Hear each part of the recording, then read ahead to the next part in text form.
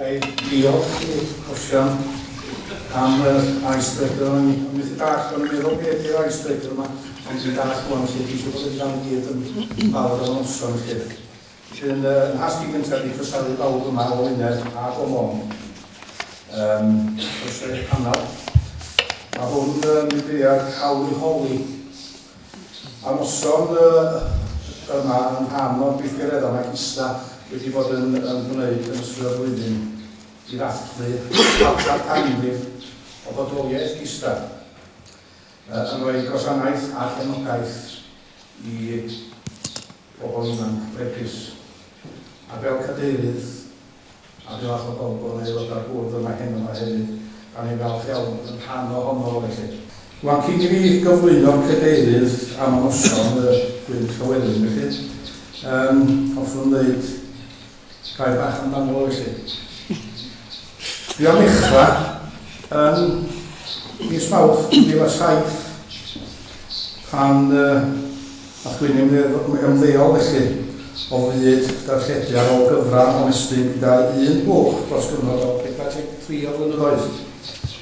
A dwi'n siŵr bod ni'n llongyfach enw wedi bod yn neud gymaint o flynyddoedd felly. A wedyn nath o'n ymddeol yn 2007.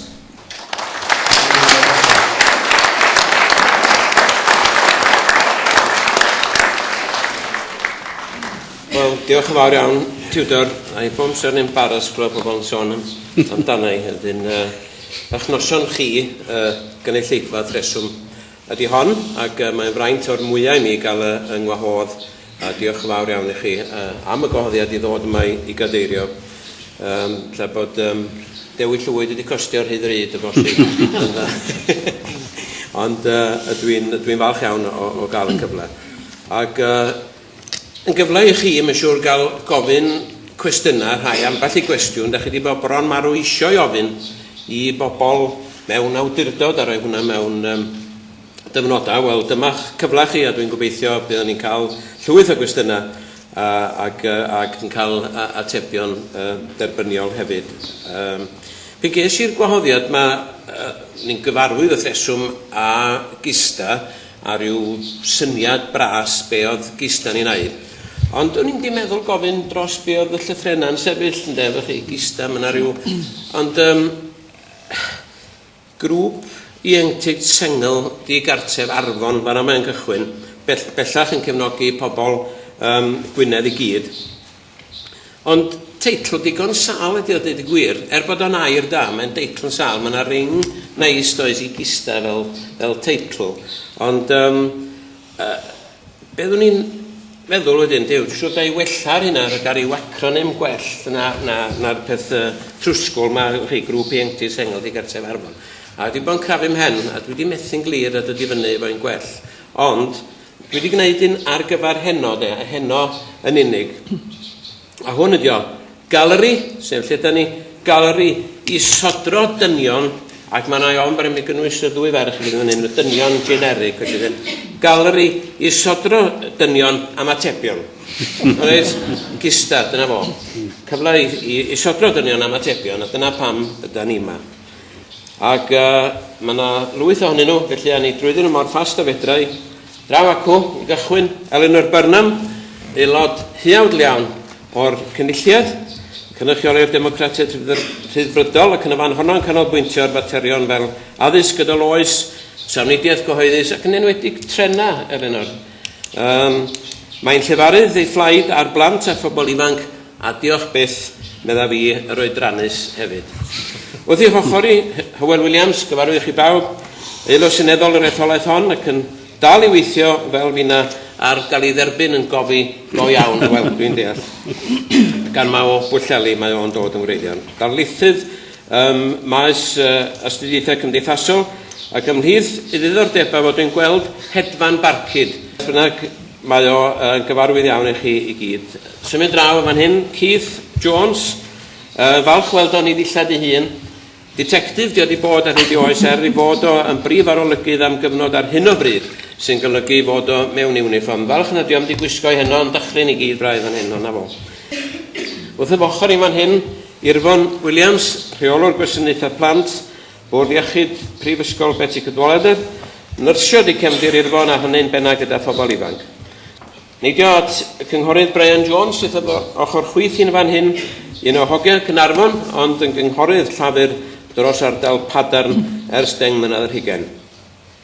Yn wir arweinydd y grŵp llafur a bwrdd Cyngor Gwynedd, ond yn berthnasol iawn i ni heno, dwi'n meddwl, a fod i arweinydd portffolio plant a phobl ifanc Cyngor Gwynedd. Draw acw dyn Iwan Trevor Jones, enw a Gwynedd cyfarwydd i chi, pennaeth yr adran sy'n gyfrifol am wasanaethau i blant a phobl ifanc yng Nghyngor Gwynedd. Gwern a Prisiad wedyn draw acw, gwella ansawdd addysg ydy priod y faes Gwern, sy'n mab ffarm o Lwyndarys ger Pwllheli, cyn iddo fo fynd ymlaen i fforddi fel athro. A draw acw yn y pen, da ni'n dod i'r ddiwedd y panel, Sharon Williams, a mae'n braf cael cyflwyno merch eto. Ro'n i'n ofni fod Eleanor yn dechrau am di deimlo braidd yn unig draw acw, ond dyna ni. Tan yn ddiweddar, oedd Sharon wedi bod yn aelod o bwrdd rheoli Gisda am 5 mlynedd. Uwch reolydd gyrfa Cymru di Sharon ac yn gyfrifol felly am wasanaethau i bobl ifanc ac oedolion yng Ngwynedd. Felly, dyna'r panel, ac efallai rwch chi gymeradwyaeth iddyn nhw.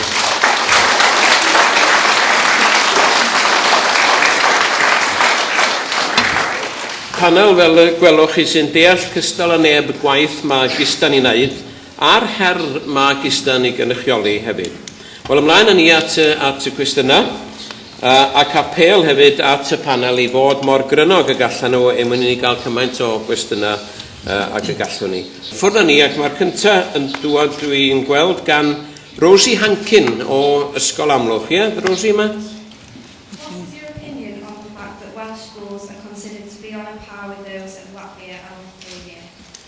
Wel, Gwern.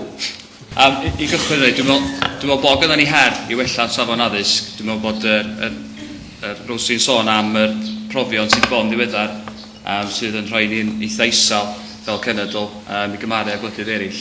Rhan o'n waith i, dwi'n mynd allan i ysgolion, gweld beth sydd angen, beth i safona addysg o fewn ysgolion, a gosod her i athrawon i wella safon addysg y plant yna. Mae yna her yna. Dwi'n teimlo dros y blynyddoedd bod yna nifer o strategaethau wedi cael ei roi mewn lle i wella safon addysg. Ond yn anffodus wrach dros y blynyddoedd bod yna golli ffocws wedi bod ar sgiliau sylfaenol megis darllan, ysgrifennu a rhifeg o fewn ysgolion. Dwi'n meddwl dyna di'r prif reswm. Mae yna lawer un yn dweud na diffyg cyllid ydy o mewn ysgolion. Dwi'n un sydd yn credu bod o'n ymwneud efo sgiliau nid cyllid. Hynny yw magu sgiliau darllan mewn plant. Os dyna mae'r prawf yna ni fesur mewn ffordd. Ac yn anffodus, da ni ddim digon dan o fo, ond mae gennym ni her sylweddol. Mae'r Gweinidog Addysg yn y cynulliad wedi gosod yr her yna i'r ysgolion. Mae wedi dweud na does na ddim esgus i'r safona yma. Mae wedi gosod canllawiau eitha cadarn i ysgolion ac i awdurdodau lleol yn mynd i fod yn andros o her i ni yn ystod blynedd nesaf i gwrdd ar her yna. Diolch fawr. Eleanor? Tabl rhyngwladol ydy hyn o'r enw PISA. Ac be ddangoswyd, dwi'n meddwl, ta mis yn ôl, oedd bob gwlad, fel dwi'n cofio, drwy'r byd bron iawn, a sut o'n nhw yn cymharu fo'i gilydd, ac oedd o'n sioc, dwi'n meddwl, bod ni sydd yn cael ei cynnwys fel un o'r llefydd mwyaf cyfeithog yn y byd, ac be ofnes i i'r gweinidog ynglyn y sillafu yma, os di'r plant sy'n cael ei dysgu sydd wedi sillafu yn y lle cyntaf, ydy hyn ddim yn allweddol i ni gael gwella safonau. Felly dwi'n cyd-fynd yn union bod eisiau newid agwedd, newid polisi. Diolch Eleanor. Hawl, fel y gwleidydd arall ar y panel, hoffech chi ddod i mewn ar hwnna? Da ni oed wedi wneud un peth yn dda iawn yng Nghymru. Da ni wedi addysgu pobl i safon uchel iawn yn dda.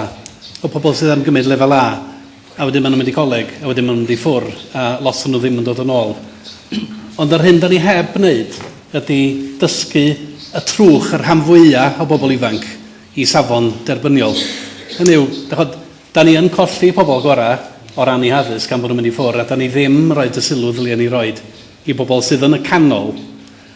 Ac mae yna un peth, mae yna lot o resymau am hynny, ond un o'r resymau sy'n ôl iddo fo, mae ddrwg iawn ydy pres. Achos os gynnwch chi bres, fydwch chi wario fo ar addysg da. Dyna pam mae bobl sy'n mynd i ysgolion bonedd yn Lloegr. Diolch Hawl. Gan ni ddod at Irfon, Soffet, gan ni gaf i'r ochr yma. Hoffi, dweud sy'n adio at hynny. Dyn ni siarad amdano yma di dysgu, nid yn unig cyfrifoldeb addysg ydy hynna, mae'n cyfrifoldeb ar cymunedau, cyfrifoldeb ar rieni, teuluoedd ac yn y blaen. A mae'n bwysig bod ni'n canolbwyntio hefyd ar edrych sut mae ysgolion yn cael ei weld fel rhan bwysig o'r gymuned ac yn cydweithio efo gwasanaethau eraill, er enghraifft iechyd.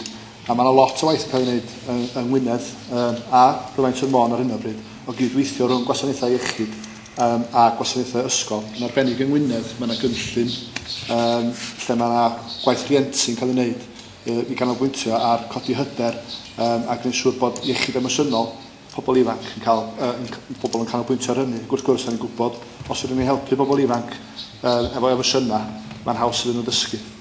Diolch mawr, Irfon. Diolch, Iwan. Yn hytrach na chaneb arall o'r panel am rwan, ga i droi nôl at Rosie. Were you happy with the answers you had, Rosie? Or do you have any comment you'd like to add? Sir, bys ych licio ychwanegu? Well, it's well acknowledging that something needs to be done, but what exactly is going to be done about it? Well, when we had the debate in the Assembly a couple of weeks ago, I mentioned the fact, and nobody's picked up on it, and I still think it's a very important fact, that